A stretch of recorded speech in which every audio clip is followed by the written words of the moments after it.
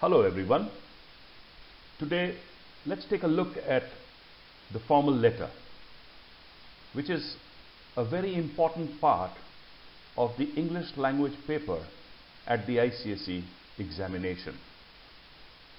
Candidates will have to write a letter from a choice of two subjects requiring either a formal or an informal mode of treatment. Suggestions regarding the content of the letter may be given. So, what is a formal letter? A formal letter is an official letter written to a person in his official capacity or written to a firm. Now, this is as opposed to the friendly letter, which you write to friends and family. Who do we write these letters to? For standard 9 and 10 students following the ICSE curriculum, the context will be within the plausible experience of the child, of the examinee, that is you who are about 15 or 16 years old. Therefore, these letters can be for you to write to the principal of your school, the principals of other schools, government officials such as the police commissioner, the municipal commissioner. Then we have heads of local self-governments, panchayats, heads of hospitals, restaurants, hotels, supermarkets, etc.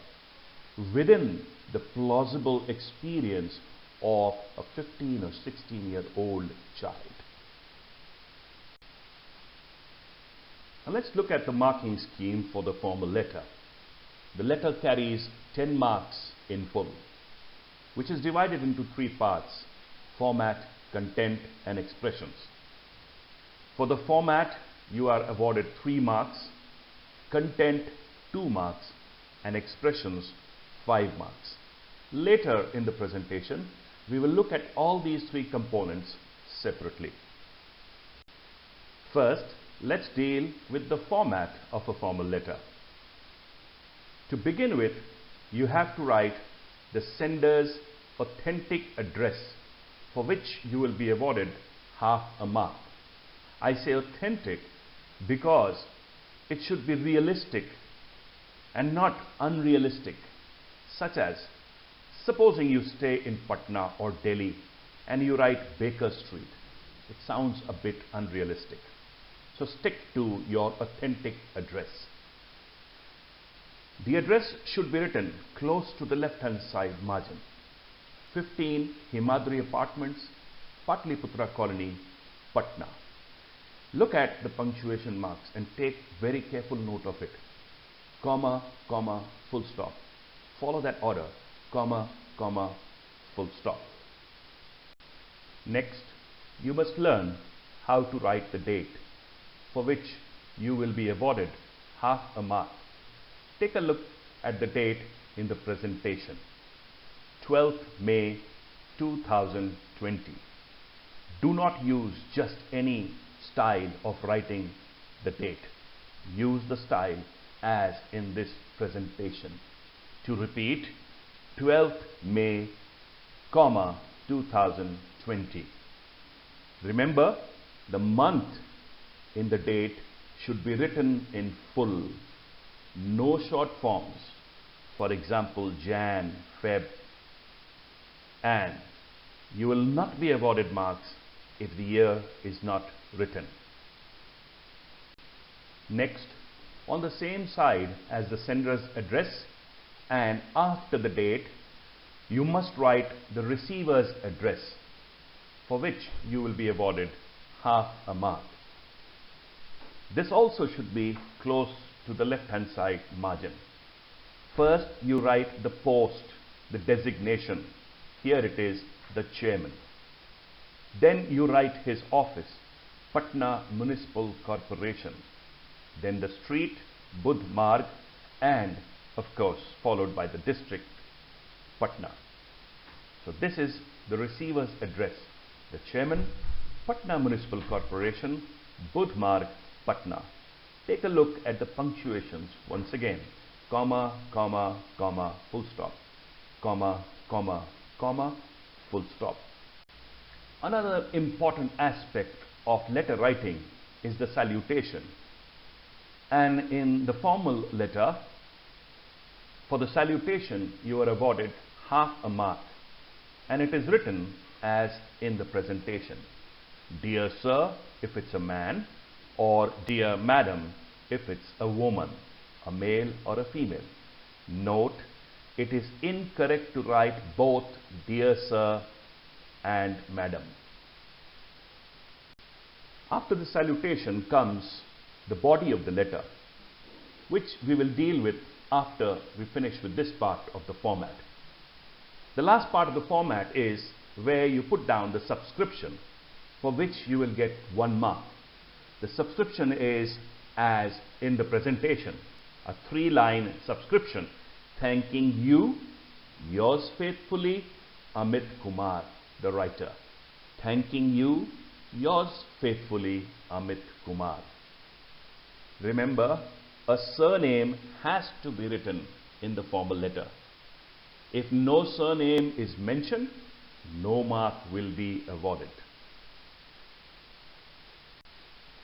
However, while writing the subscription, remember not to write yours sincerely or yours truly. Only write yours faithfully. Yours sincerely is used only when a person is addressed by name. For example, if in the salutation you have Dear Mrs. Jha or Dear Mr. Jha. Though in ICSE we don't need to worry about this because we won't be using these. We will be using yours faithfully. So that's the layout, the format of the formal letter as it would look when you write the full letter.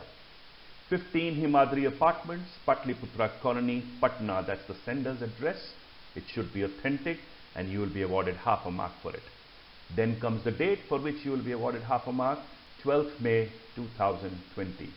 Followed by the receiver's address, again for half a mark, the chairman, Patna Municipal Corporation, Budhmarg, Patna.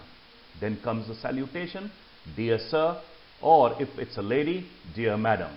But remember, don't write both Dear Sir as well as Madam. And for this, you get half a mark. Then I told you the body of the letter where you have the opening sentences, the closing sentences, the content, etc., which we will look at a little later. And finally, the subscription. Thanking you, yours faithfully, Amit Kumar. Remember, a surname has to be written. No surname, no marks. Then comes the content of the letter, and that carries 2 marks. Now, how do we get these 2 marks? You have to mention 2 issues or 2 complaints according to the topic of the letter. And for each issue, for each complaint, you pick up half a mark, which goes into the content section. For example, if your topic is menace of hawkers outside your school and what dangers they pose, then the 2 issues or the 2 complaints that you may have: 1, the hawkers sell open food which is very unhygienic, and the other is school students cluster around, the lane in front of our school gets blocked, dirty and congested. These could be your 2 issues, these could be your 2 complaints for which you want some kind of correction from the person to whom you are writing. So for both these points, of course, you have to write it in full sentences, proper sentences. You pick up half a mark each. Let's take another example. Supposing your topic is complaining about the irregular supply of electricity in your area. Then the 2 issues could be darkness for hours, no fans in summer, extremely hot. And the second issue, the problem that you face, the inconvenience that you have, could be that it is examination time, students are unable to study at night, and that results in their poor performance in examinations. Half a mark for each of these issues. 2 issues, 1 mark, half a mark each. After we have finished presenting our 2 complaints or making our 2 complaints, we need to give 2 solutions, for which we will pick up half a mark each. In the topic, menace of hawkers outside your school and what dangers they pose, your solutions could be, or your suggestions could be, the hawkers must be warned about the importance of hygiene and the sale of clean food. Here you will notice that your first complaint was related to hygiene. That is, they sell unhygienic food. So your suggestion is in accordance to that. The second one follows the same pattern, and the second suggestion could be shift the hawkers into the field behind our school. This would ensure that they are not deprived of their livelihood.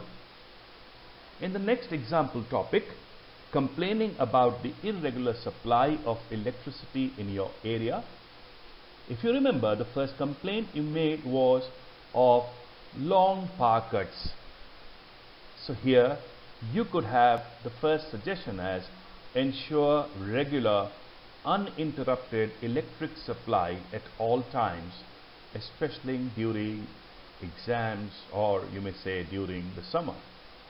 And second suggestion could be take measures to prevent power theft in the area, especially in a number of factories.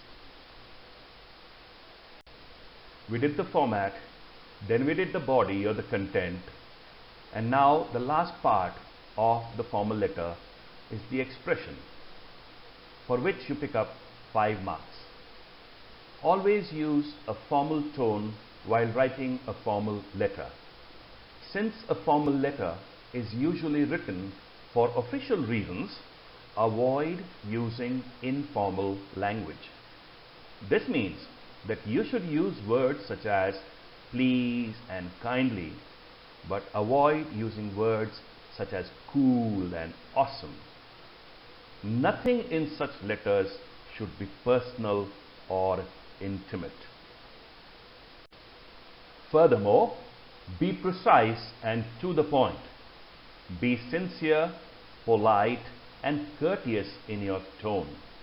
Your sentences should be well structured and precise. Make sure to keep your letter short and to the point. Diction is something you would like to consider. What is diction? Diction refers to the choice of words or phrases when you speak or write. Always use formal diction in a formal letter. We usually use informal diction when we speak to our friends or family.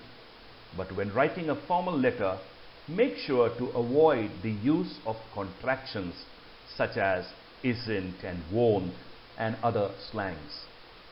The language you use should be grammatically correct and precise. You might want to keep these expressions in mind. If TV is informal, television is formal, photo and photograph, cell and cell phone, net and the internet, right is correct, wrong is incorrect, start is commence. When you want to say sorry, use apologize. When you want to say set up, use establish. When you want to say it's about, you may say it concerns or it is in regards to. Plus and also could be rectified and corrected in a formal letter with and substituted by moreover, furthermore, and but. Can be however. Most such expressions are therefore and thus, for so, in my opinion, for I think, finally, for in the end, in conclusion, for to sum up, and I look forward to hearing from you soon instead of hope to hear from you soon. You may also want to use the following expressions. I would like to apologize. Please accept my apologies or sincere apologies. I would be grateful if you could. I would appreciate it if you could. I look forward to seeing you, or I look forward to hearing from you soon, or I look forward to meeting you soon. Now that we have discussed the various aspects of the formal letter, such as the marking scheme, the format, the content, the expressions, let's take a look at this topic. Let's take a look at this sample and see how we can go about it. The topic is, write a letter to the chairman of your local municipal corporation complaining about the dumping of refuse on a street near your house. Mention what inconvenience it is causing you and suggest ways of dealing with the problem. Let's understand the topic. Let's see what I am being asked to write. If I were the writer, what am I being asked to do? Write a letter to the chairman of your local municipal corporation complaining about the dumping of refuse. So I am being asked to complain about the dumping of refuse on a street near your house. So I have to imagine this. However, in many places we don't really have to imagine this because this keeps happening so often.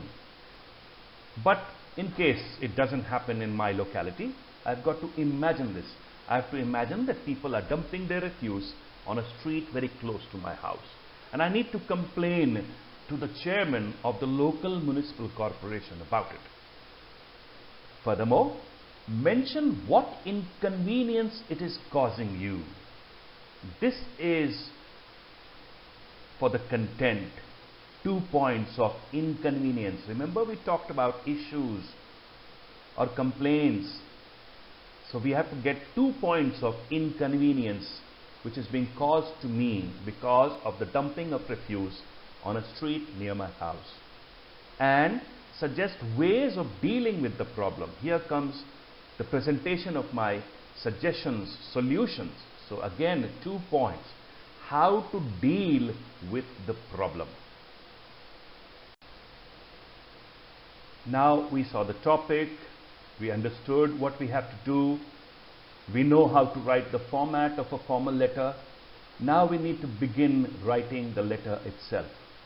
And so to write the body or the content of the letter, we must first need to begin with the opening sentence. And so for a formal letter, we need 2 opening sentences, half a mark for each, and that mark will go into the marks for expressions. The opening sentences are considered pointers because they directly point towards the topic. It is a direct reference to the topic in the question. So our 2 opening sentences for this letter could be, it is imperative that I draw your attention to the dumping of refuse on the street adjacent to my house. It has been going on unchecked for almost a month, and it has now become a matter of bother. These are our 2 opening sentences. You can have a shorter one if you like. Then comes the body of the letter, the content of the letter. And remember, I mentioned 2 issues or 2 points of inconvenience according to the topic, according to the question of the letter, for which you are given half a mark each. So what could be our 2 issues regarding the dumping of refuse near to my house? The refuse is putrefying. A foul smell is emanating. Another one could be, dogs and pigs are scattering this refuse, the garbage. We can have an additional point. I am suggesting this for you. Fear that if the refuse is not cleared soon, it might become the cause of a major epidemic. So these are our 2 issues, 2 complaints, or the inconvenience caused to us. In the same body of content, we need to give 2 solutions or 2 suggestions. Again, as I told you, you'll pick up half a mark for each. And the 2 suggestions for the topic given to us Could be the garbage pile should be removed at the earliest. Some disinfectant should be sprayed. Put up a notice restricting dumping of refuse on the road, you may add, or a fine will be imposed. So you have several solutions. You can choose 2 of them, for which you will pick up half a mark each. After we finish with our 2 complaints and 2 solutions in the body, we need 2 closing sentences to end the body, the content of the letter, before we sign off. And for these 2 closing sentences, just as for the opening sentences, you will pick up half a mark each. These are also considered pointers. They also point towards the topic, to the body of the letter. They talk about the body or what you have mentioned before. And so they could be, I hope you will take the necessary steps as outlined in my letter to you to deal with the problem of dumping of refuse near my house. Please ensure that this disposal of refuse by people so carelessly does not recur in future. And with these 2 closing sentences, you can close the letter and then go and end off the letter with the subscription. With that, we come to the end of this lesson on how to write a formal letter. I hope I have been successful in getting across to you all that is required to write a good formal letter. My only advice is that you must be simple in your approach and maintain clarity of thoughts. You will, with a little practice, be able to write very impressive formal letters. Thank you.